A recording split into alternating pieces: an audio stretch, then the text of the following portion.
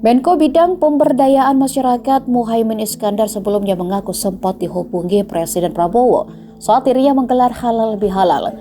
Di situ Cak Imin dititipi pesan jika Prabowo meminta agar menterinya merapatkan barisan.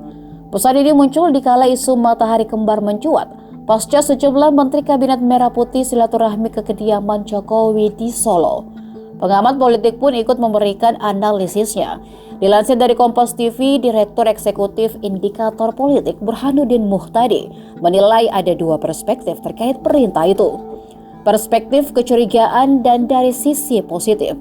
Jika dari sisi kecurigaan, kata Burhanuddin, Prabowo mensinyalir ada menteri yang tidak loyal atau bermain dua kaki.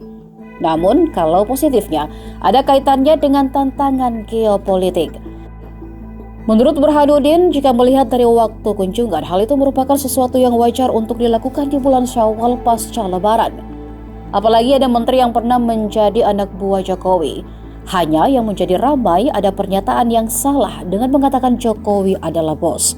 Padahal, lanjut Burhanuddin, Presiden RI saat ini adalah Prabowo Subianto. Hal inilah yang menurutnya memicu sinyalemen berkaitan dengan matahari kembar.